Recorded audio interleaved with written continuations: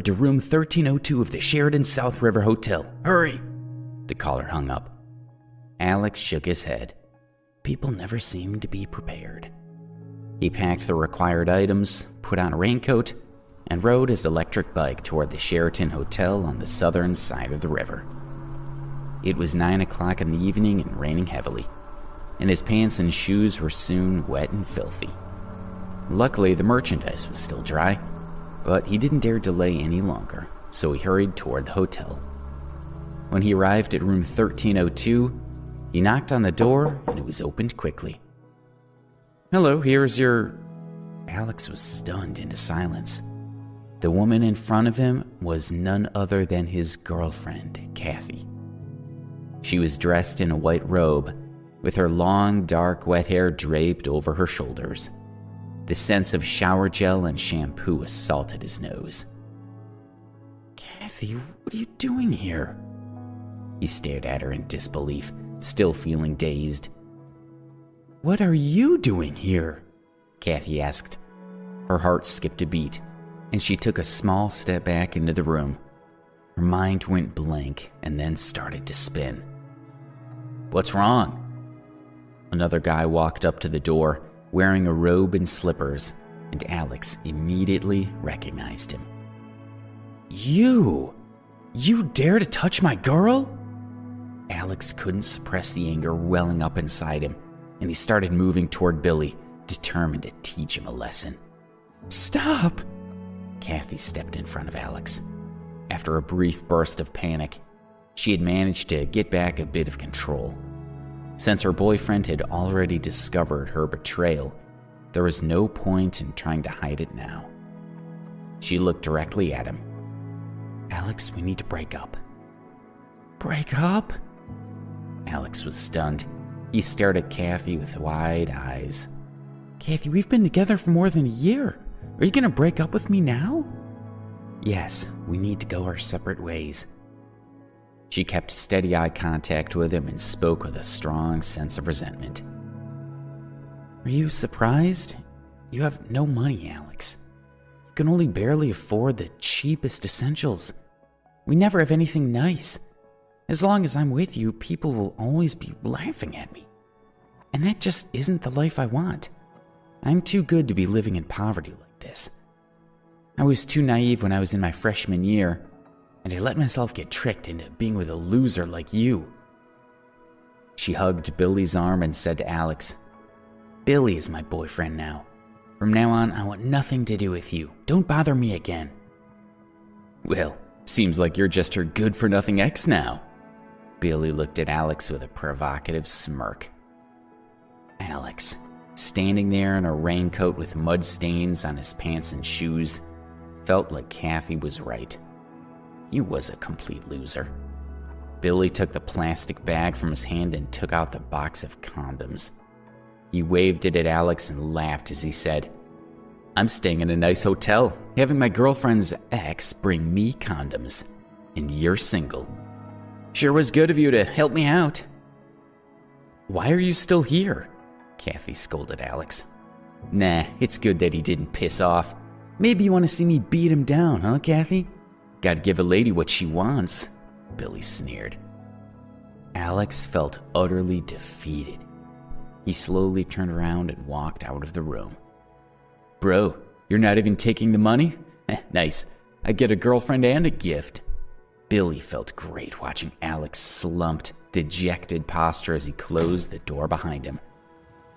When Alex left the hotel, it was raining even harder than before. He took off his raincoat, allowing the cool rain to drench his entire body and help clear his head. Kathy had discarded him because she believed he had no money. Losing such a materialistic woman should be something to rejoice over. So why should he be sad? Bzzz, bzzz. His phone vibrated in his pocket. Alex took it out and glanced at it. But when he saw the number, he stopped walking. His entire body was shaking as he read the text. After a review, the Ambrose family has decided that their son Alexander has met the conditions required for entitlement to his inheritance. From today onward, control of his property will be returned to him. the bean-sized raindrops plopped onto the screen, causing the text message to gradually become blurry. Alex's mind began to spin. Not for this message, Alex would have almost forgotten his identity as a super rich kid.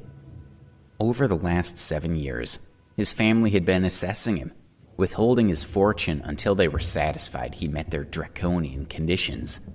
And now, finally, it was over. Everything that rightfully belonged to him was finally his to claim. Alex woke up early the next morning and drove to the city. In a great mood, he got out of his car and went straight to the Metro Skybank, right in the heart of the wealthiest part of the central business district of New York. Various luxury cars were parked around the bank. The people walking in and out of the surrounding plaza were all rich. It was obvious from their clothing and demeanor. Alex strode to the door of the bank and pushed it open. Ouch! The main door could be opened both inward and outward, and Alex had been a bit careless when he pushed it open from the outside. As a result, the door had bumped into a long-haired young woman who had been heading out of the building. He quickly apologized. "Sorry, I didn't see you." "What do you mean you didn't see me? What, am I invisible?" She held a hand to her forehead and glared at him. The bank's assistant manager, Karen Young, had noticed the incident and hurried over. She checked on the woman first and then looked at Alex in disapproval. When her gaze swept over him, a trace of suspicion appeared on her face. Metro Skybank was different from most banks, as the clientele were almost exclusively high-end business people. Karen knew the young woman was there with her father, but she didn't know why Alex was there. Judging from his appearance and age, he wasn't their usual type of customer. "Sir, can I be of assistance?" she asked with a polite but forced smile. Alex simply said, "I'm here to withdraw money." "Withdraw money?" the sullen woman asked, sneering at him. "Do you have a card?" Karen asked, continuing to smile politely. Getting a Metro Sky Bank card was not easy. $1 million of savings was the minimum requirement to qualify. Karen felt certain that the man in front of her couldn't have much experience with the bank and wouldn't know their rules. Perhaps he had thought that other banks' cards could also be used here. "No," Alex replied, shaking his head. The woman he had accidentally hit with the door couldn't help but giggle when she heard his honest reply. He wasn't worth any more of her attention. "Let's go." Her father had walked up, still arranging the documents he was carrying. "My dad and I are leaving." The woman shook Karen's hand and then looked over at Alex. "Miss Young, having someone like this around could damage your bank's image and upset your customers. I hope this will not happen again." With that, she took her father's arm and opened the door. "Take care, Mr. Scott." Karen followed them out a few steps, watching as they got into a car and left.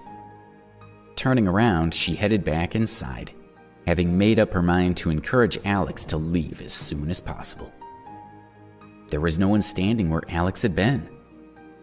"Oh, where's he gone?" she wondered. Was it possible that the kid had been embarrassed and had quietly slipped away? She felt relieved at the thought. Then, just as she was about to go back to work, she caught a glimpse of someone out of the corner of her eye. "There's the brat. No wonder I didn't see him at first," she thought. He had already reached the entrance to the VIP lounge, and a pillar had blocked her view of him. The VIP room was only for high-status customers who were worth at least $30 million. And this young man had admitted that he didn't even have a card. If she let him get through, she would be in trouble with her boss.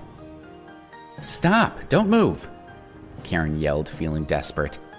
The other customers all looked around at her, obviously annoyed by her shouting.